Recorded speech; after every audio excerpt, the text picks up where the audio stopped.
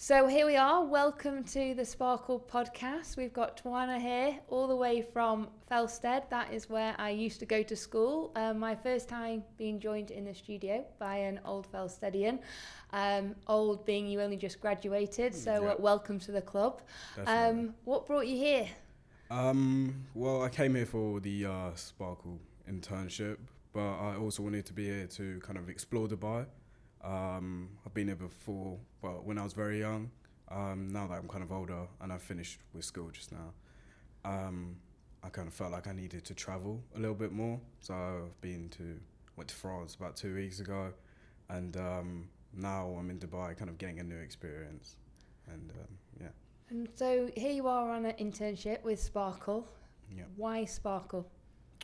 For me, it's always kind of had a close place to my heart because Sparkle's one of the charities at Felsted, but you actually came and spoke to us about 6-7 years ago. Oh, and showing my age. Yeah, on our speech day, and I think you told a really good story. And then from there, it kind of led me to discover a bit more on what Sparkle does. And I'm here to connect ties for Sparkle as well. I've got a few contacts out here that I've been meeting with to help out Sparkle as well. So, yeah, that's what I'm here for. Welcome to the family then. I think you'll be saying that as our next ambassador. So great that speech day has resonated and brought you here.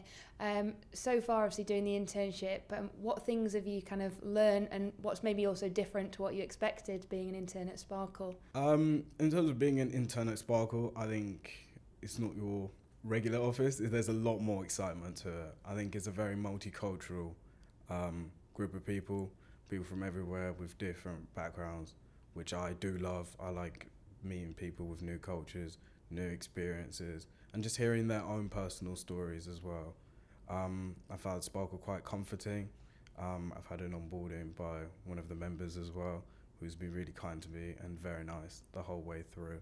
And yeah. And I'm pleased to hear that everyone's been very friendly. That's vibrant is one of our values, so that energetic side of it. So from your side, obviously going to university, going into degree in international relations, I believe. Yes.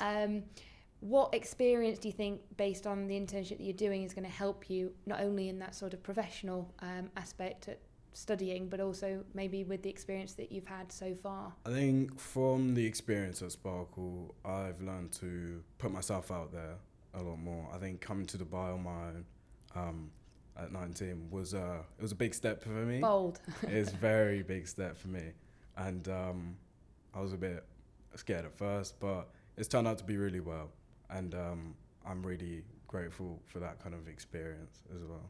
And I think I love that intentionality about you. I mean, not every 19-year-old is jumping on a plane, going, I'm going to go to Dubai to do an internship with Sparkle and just to meet people alone. And actually, it brings back a bit of a memory for me, because not every 18-year-old's pointing at a map, their finger landing on Malawi and going, you know what, see you, I'm off. And I went with a friend, so I didn't even go alone.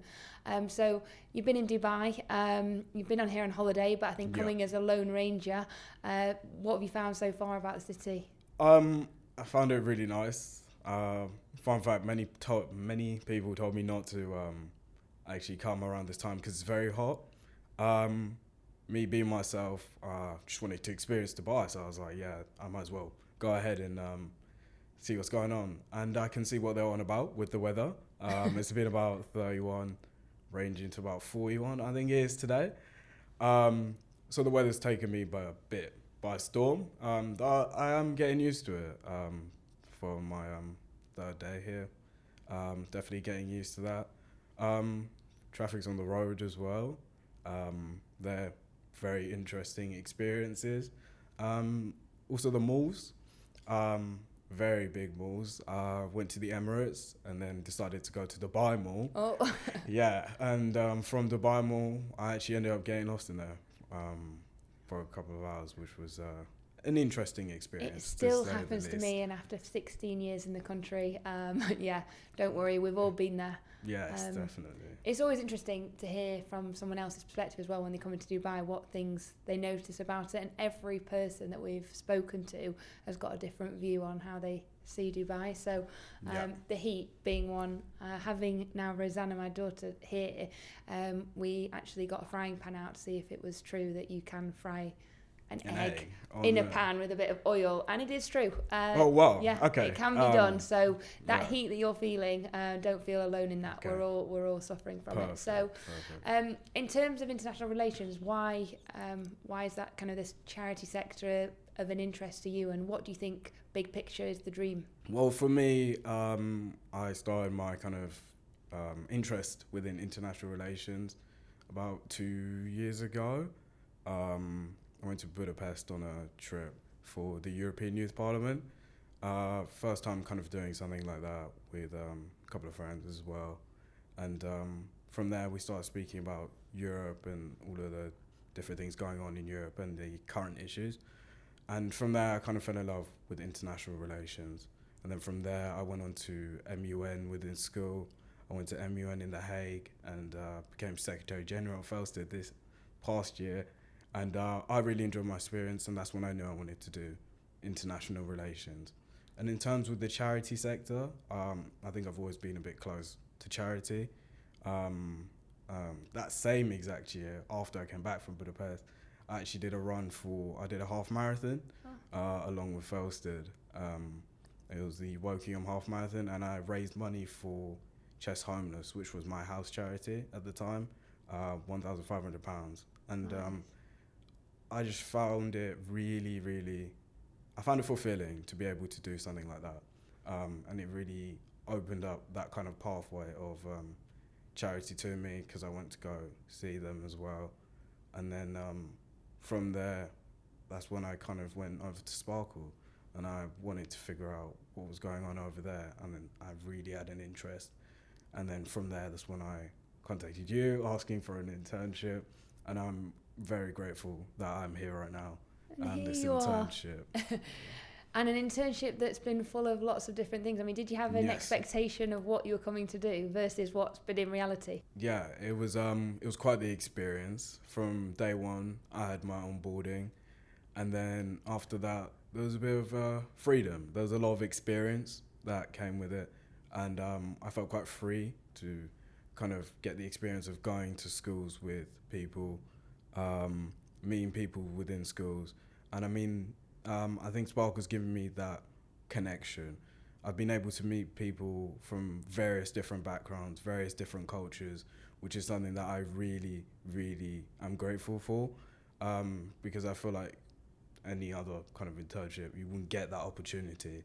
And that's what truly makes Sparkle, in my opinion.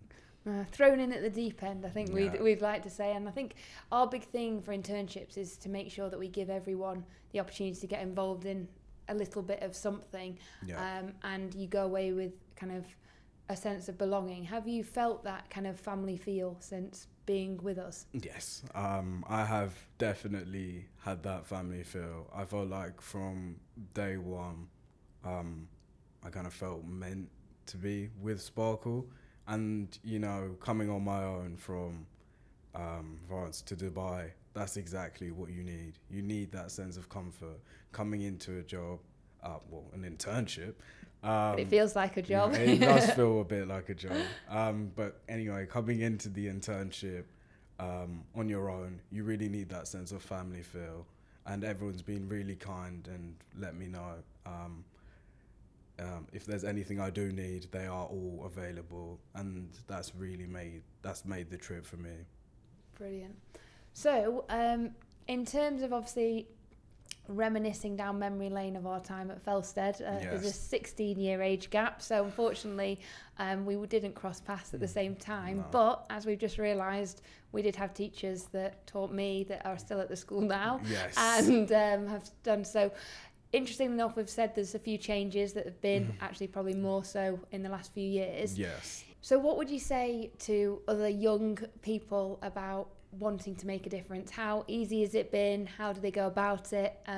What is it that makes them sparkle, quite literally? Yes. I would definitely say when I think you just need to be open-minded and open to anything, and really don't be scared of anything. Because, I mean, for me, it was very much reaching out to you and asking if I could be on an internship with Sparkle and you had said yes, and yes, there may be connections through Felsted, but I feel like many people kind of hold back with that opportunity and within kind of the younger generation. And we really shouldn't be scared of that type of things, because you really have to throw yourself in the deep end to get a full experience.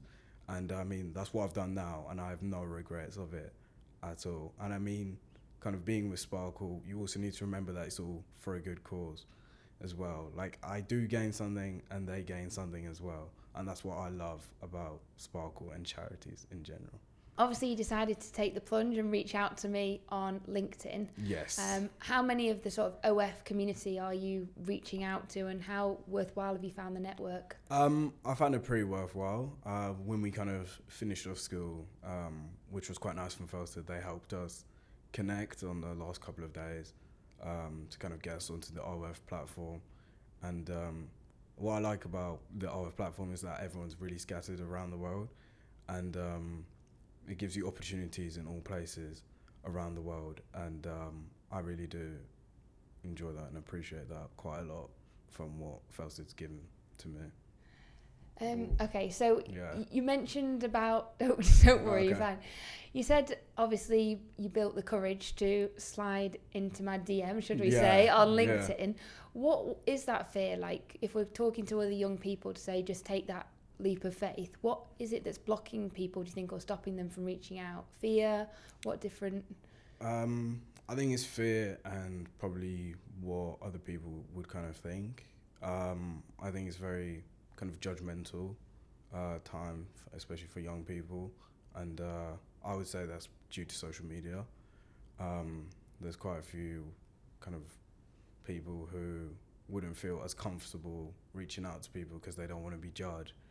And what I really would recommend for anyone else is you really should put yourself out there, because you never know kind of what you're going to get back from it. And I mean, you either have this option of, okay, maybe I won't text Sarah, or maybe I will. And that's what I was in.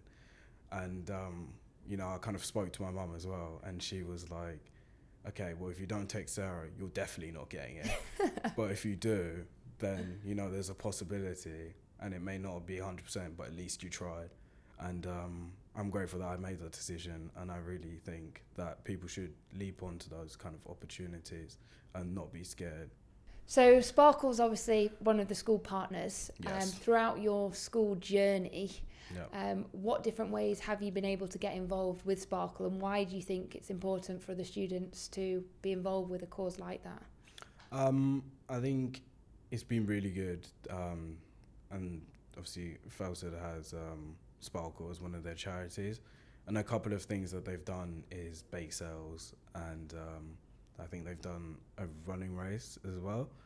We've done walks as well, and which have all been really good.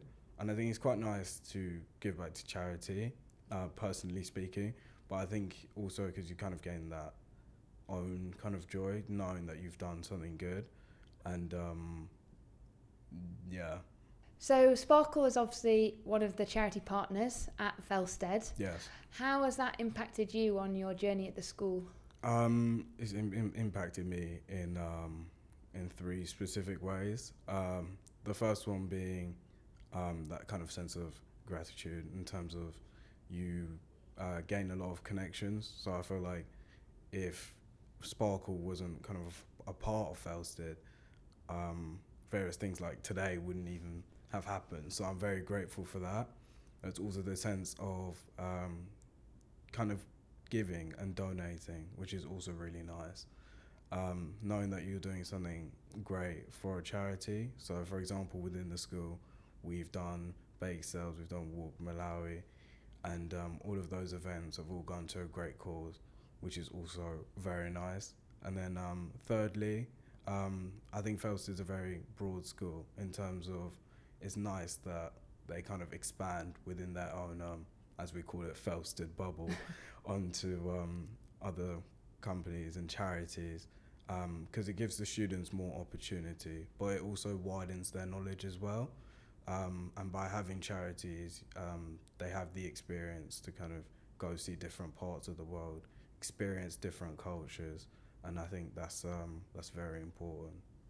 So I was actually at Felsted for 2 years, and I went there because of hockey. So I had Miss Simpson, which I think we both Miss still Simpson there. is still there, yes. Mr. Hitchka, biology teacher, no.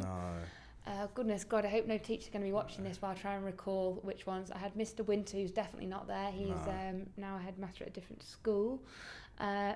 Mrs. Barrett, who was Miss Hookway. Yes, Mrs. Barrett's still there. Yeah. She was my house mistress, or deputy house mistress at the time when I was in Garnets. Yeah.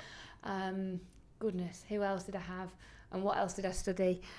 Maths. I can't remember for the life of me who the teacher was. And needless to say, it was my least performing A-level. Which? Biology? Geography,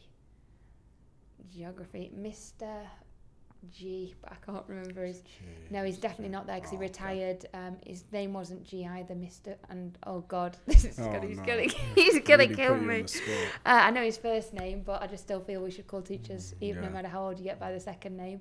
Mr. Knightley, obviously. Mr. Townsend. How I ended up kind of in connection with a lot of them is because Sparkle 7, so the rugby tournament, and Felsted just keeps kind of asking me back. A lot of our board members have children that went to school, so Gus Burton, obviously one of our ambassadors. So there's a whole kind of extra flow of people that, despite me leaving, Felstedians have kind of kept flying the Sparkle flag. So I'm wondering who you're going to pass that Sparkle flag on to now, because we need someone in the school at least. Got any siblings at the school? Siblings are at the school. Oh, I've fantastic. got a sister at the school, and she's in Follies, and their charity is Sparkle. Exactly. Actually, perfect. which is very right. nice. I'm seeing that we'll reach back out to your mum again, and we'll get a family trip booked for Malawi, and sounds then good. Sounds so good. we can make it happen. But yeah, Follies. So I was at Follies, but not the house that is now. Okay. So I think all the teachers, but Miss Keeble, you were saying earlier, Yes. like I know them all. But yeah, wow, 16 years and we've still got teachers in common. To any teachers watching this, it might be time to move on. No, I'm joking. But Felsted, as I said to you, I think going to Felsted without a doubt was the best 2 years of my life.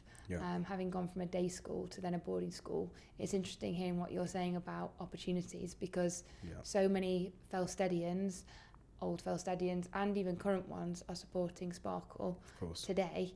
And I always say, even now having my own daughter, make sure you're kind at school, because you'll be remembered. And as I was giving you advice going to university, the same thing. They say your network is your net worth, and it is so true. It is very true.